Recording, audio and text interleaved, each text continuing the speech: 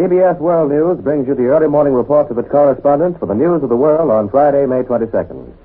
Today we shall call in the British capital and try to get you other direct reports by shortwave radio from somewhere in Australia and from Moscow. In addition, Harry Marble will give you the latest developments from points not covered by our pickups. But first, here are the headlines this morning. Successful naval action against the Japanese is reported from Australia, while the enemy has increased offensive activity in China. In Russia, the Red Army continues its steady advance in the Kharkov sector. In this hemisphere, Mexico may declare war against the Axis at any moment. At home, there's a good possibility that income taxes will be partly collected directly from pay envelopes. And now, Harry Marble. Before calling in Australia this morning, here is the situation in China and on the Burmese border. From Chongqing comes a report that the Japanese have landed 25,000 troops in Fujian province, just south of Chekiang, with the apparent aim of trying to knock out China this summer, or at least eliminating possible air bases which might be used by the Allies for air raids on Japan and Formosa. In this connection, Brigadier General Chenault, leader of the American Volunteer Group of Flyers, predicted that the United States could wipe out the Japanese air fleet if we could send 2,000 aircraft to the Far East. Meanwhile, in Yunnan province adjoining Burma, the fighting apparently has reached a stalemate. Our first report from overseas this morning comes from the Southwest Pacific. After a brief pause, we take you to Australia.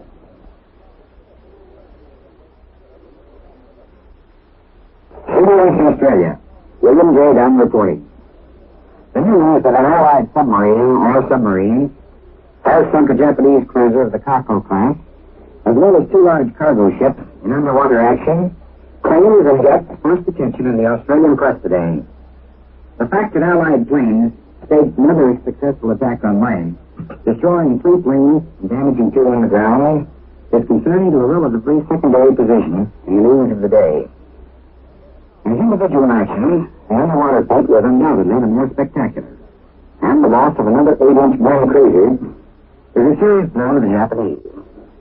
There are plenty of reasons, however, for regarding the series of Allied attacks on land, Rabaul, Timor, and the Louisiana archipelago as the most important offensive mission now being handled by the Allies out here. These vital Japanese bases will play an important part in the disposition of any further attempts for the Japanese to move south. The Japanese themselves have proved by all argument the futility of fleet operations against adequate land-based plain defenses without sufficient air strength to meet the opposing air forces. And the only way the Japanese can assure themselves of the air strength necessary to cover an important fleet movement in this direction is through the maintenance of advanced air bases along the route the waterborne force is scheduled to follow. The Japanese have those bases at Lae, Rabaul, and Timor, as well as the Solomons. There has been official Allied communique reference to a temporary enemy base in the Louisiana group. It is no secret that the Allies have done every effort to reinforce these bases and, to some extent, succeeding. Consequently, the Allied blows at the position, if continued in sufficient strength, can become the most important achievement since the Coral Sea repulse.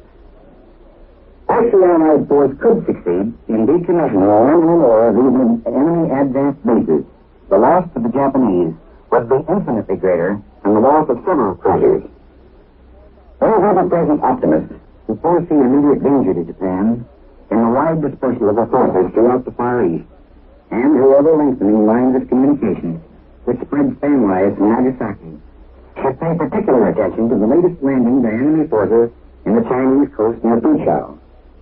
The fact that the Japanese, in the midst of all their other activities, can find men, ships, and materials sufficient for another major offensive can be taken as an indication that the enemy possibly isn't fearing the pinch of wide dispersal as keenly as had been hoped. And informed military observers continue to point out that with all her extended lines throughout this part of the world, Japan is still operating on the interior lines, and that our own are, of necessity, even longer and as vulnerable. It is still too early to start tabulating the fruits of victory in the Pacific. This is William J. Dunn in Australia, returning to CBS in New York.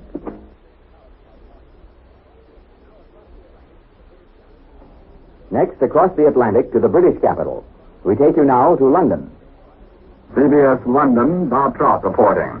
During the night, a few enemy planes came in over the coasts of England and Scotland and flew a short distance inland, but so far, no report of any bombs being dropped. London's military circles, surveying the Kharkov front, say today that the German counterattack coming north to Izum has taken a bite out of the big Russian salient, but there is no reason to think that this German penetration will increase or will even be able to remain where it is. As far as London can tell, the danger of this German counterattack has not increased since the attack was first made. And London's military circles do not know whether the Russians attacking in the Kharkov area have been able to break all the way through the deep German defenses and penetrate into open country. The Chief of Britain's Imperial General Staff, General Sir Alan Brooke, after a visit to Northern Ireland to inspect American troops, tanks, and other equipment, said, "With that gear and equipment and the men behind them, there is little doubt that we shall see very great things from the United States forces when the opportunity is given to them, and no doubt that will come." The Ministry of Works and Buildings announces that tomorrow the public swimming season opens in Hyde Park.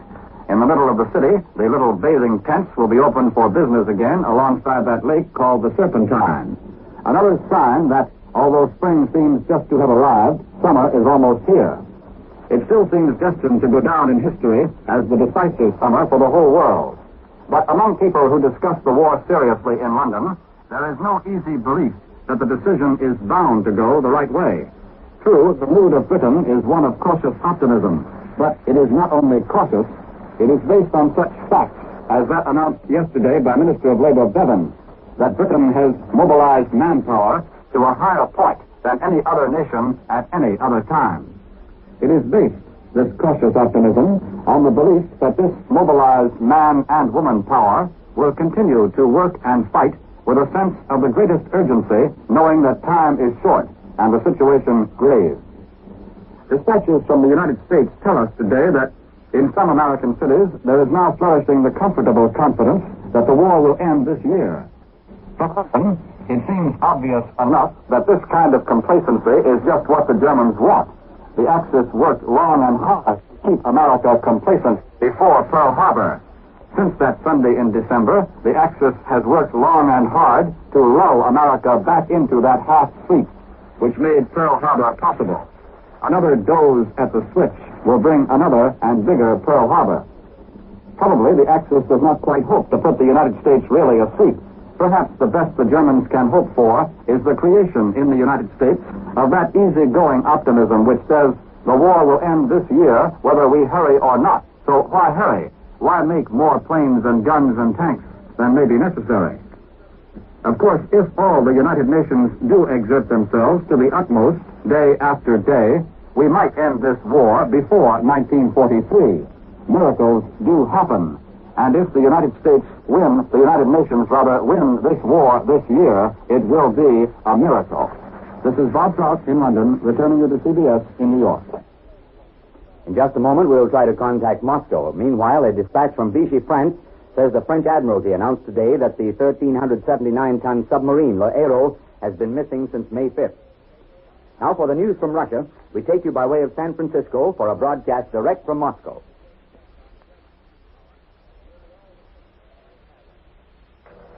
CBS, Moscow, Friday, May 22nd, 9 minutes after 3 p.m. Various reporting. The big three-day tank battle on a sector of the Ukraine is still going on today. But this morning, the fight was losing its intensity. The ferocity of the battle is said to be telling on the Germans, with their tank men showing signs of cracking. The German resistance is losing its stubbornness against the force of Soviet tanks, artillery, and infantry. And the Germans have suffered heavy losses in tanks. The battle is proving the correctness of the new Soviet theory of mechanized warfare. Heretofore, it was thought that in battle against tanks, only technically trained fastbusters should take part. That is, artillery, airplanes, and of course, tanks. While the infantry devoted itself to fighting off the enemy infantry. But the new Soviet theory is that the infantry itself should enter the battle against tanks with anti-tank rifles, grenades, and bottles of inflammable fluid. And the course of the biggest tank battle of spring 1942 is showing the effectiveness of the Red Army theory that tanks can be just as vulnerable against courageous infantry as they are against tanks, airplanes, and large caliber artillery. Still repulsing the German offensive on their flank, Timoshenko's forces are storming ahead, and the tempo of the Ukrainian increasing in ferocity. A heat wave is now gripping the flat Ukrainian prairies, hot, sun-drenched, windless days, the birds the Germans used to welcome. Marching infantry and rumbling tanks raise clouds of dust in their wake. The solidness of the battle is turning the fertile Ukraine into a dust bowl. The smoke of battle hangs heavy over the trucks. The acrid fumes of black cordite sting the nostrils of the fighting men. Everywhere, the rolling bellow of the artillery cannonade resounds like the approach of a summer thunderstorm. The Russo-German War entered its 12th month today. On the military side, the war has passed through 3 stages. First, when the hitherto invincible Germans attacked and then were feared to aid a first military. Then came the first German setback of the Second World War. More than 40 divisions were held up in front of Leningrad. And then Hitler decided that his main target would be Moscow itself. And he marshaled 51 divisions against the Soviet settlements. However, the mastered forces in the south and recaptured Rostov. Leningrad refused to surrender, and Moscow became the city that broke Hitler's heart. The change in the course of the war is visibly reflected in the faces of the people of Moscow. Their broad, open faces have become cheerful. We regret that the signal from Moscow is not of broadcast quality. We return you now to Columbia in New York.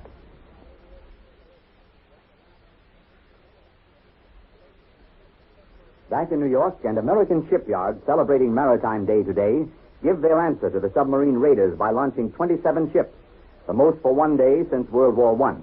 A Pacific Coast shipyard opened the celebration by launching a ship 1 minute after last midnight. The launchings follow throughout the day.